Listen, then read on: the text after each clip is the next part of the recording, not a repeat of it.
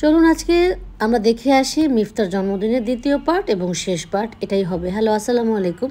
আলবনিস family blog থেকে লাবণী বলছিলাম। চলে আসলাম সুন্দর একটি ভিডিও নিয়ে। এবং গতকালকে আপনারা যারা ভিডিও দেখেছেন জন্মদিনের খাবার শেষ করে তারপরে আমরা কিন্তু কেকের যে ব্যবস্থাটা ছিল এবং গিফট দেখার ব্যবস্থা ছিল সেটাও কিন্তু আজকে সেকেন্ড পার্টে হয়ে যাচ্ছে। আর এই তো শান্তা, মিফতার আম্মু আর এই যে মিফতা একসাথেই। এই তো ওরা এখন সবাই আমরা কেক খেয়ে দিয়ে কিন্তু এখন একটু নাচের একটা ইয়ে করতেছিলাম, যদিও আসলে গানটা দেইনি আমি, যদি মানে কপিরাইট ইস্যু আসে যে কারণে আসলে আমাকে গানটা অ্যাভয়েড করতে হয়েছে। তো ওরা কি সুন্দর করে নাচানাচি করছিল আর আমি কিন্তু একটু ভিডিও করছিলাম। সামনে কিন্তু অনেক ক্যামেরাম্যান দাঁড়িয়ে আছে, স্বাভাবিক। আর সবাই মোটামুটি একটু ভ্লগ করে, একটু পেজে ছাড়ে, তো যেটার জন্য একটু ভিডিওটা সবাই করেছে। এবং মানে সামনে হচ্ছে রামিন, তারপর হচ্ছে কথামণি, তারপরে হচ্ছে গিয়ে পেছনে আছে আমাদের সামিয়া, মাঝখানে আছে হচ্ছে প্রাপ্তি। সবাই কিন্তু ওরা একটা ক্লাসেই পড়ে।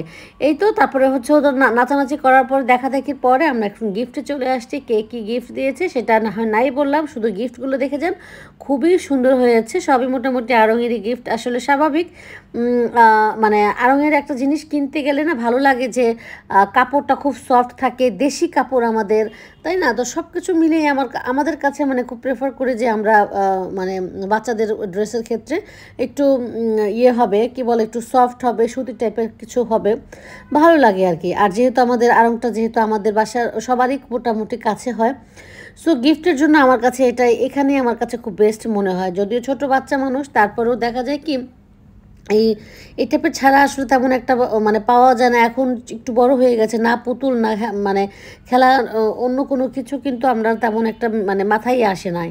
তো যাই হোক, এই তো মানে এটা আরেকজন দিয়েছে। তারপর সাথে কিউট ছিল, ক্লিপ ছিল। প্রথমে একটা ড্রেস দেখেছেন, এখন আরও কিছু দেখা যাবে। ক্লিপগুলো আমার কাছে খুব ভালো লেগেছে, আসলে খুব ইন্টারেস্টিং মনে হয়েছে আসলে।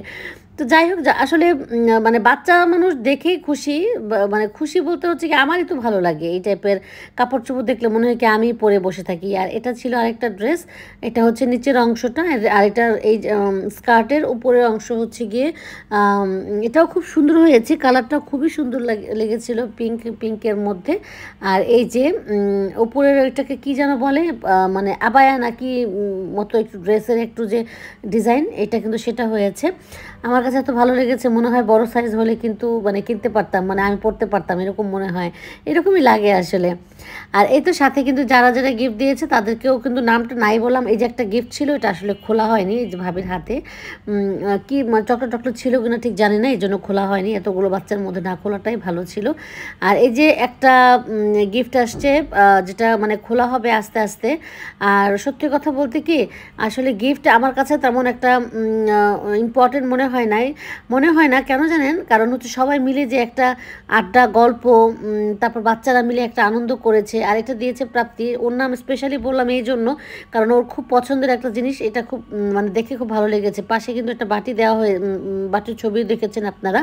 আর এই তো আমরা দেখতে দেখতে কিন্তু আজানের পরে কিন্তু নিচে নেমে গিয়েছি, মাগরিবের পরে। আজকে এই পর্যন্তই।